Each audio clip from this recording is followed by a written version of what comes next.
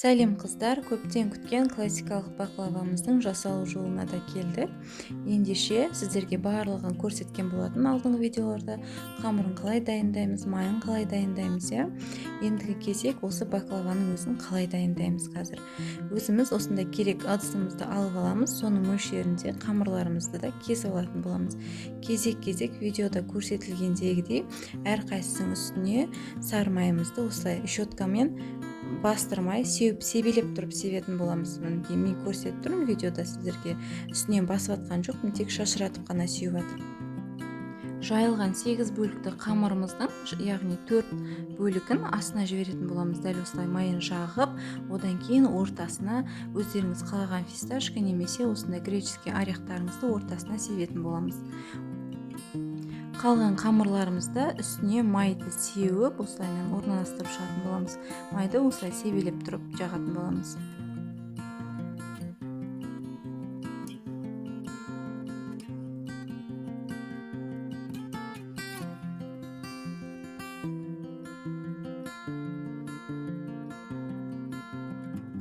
Баклавамыздың ең үстіңгі бетіне де осылаймен майды жағып шығатын боламыз.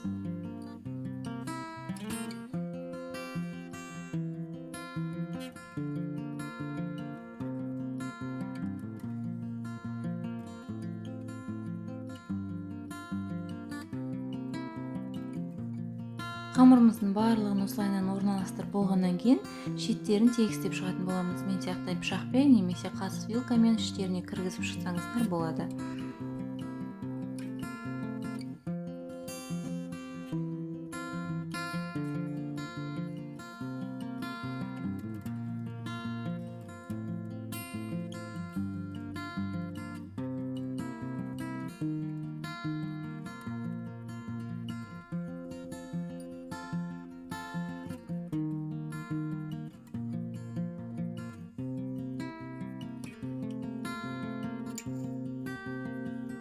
Ендігі кезекте қыздар баклавамыздың үстінен осылай 3 саусақтың көмегімен өлшеп алып кесіп шығатын боламыз барлығын.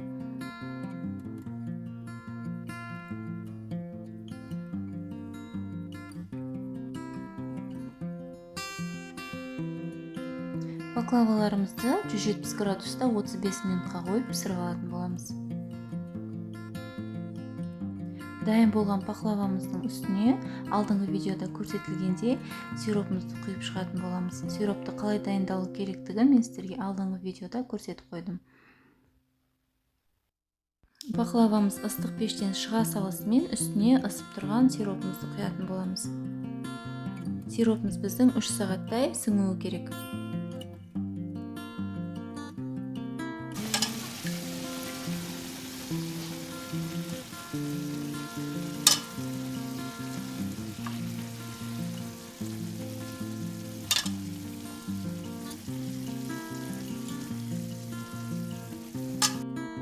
Қалағандарыңызша осылай үстінен кез келген дәндерді сеуіп шықсаңыздар болады.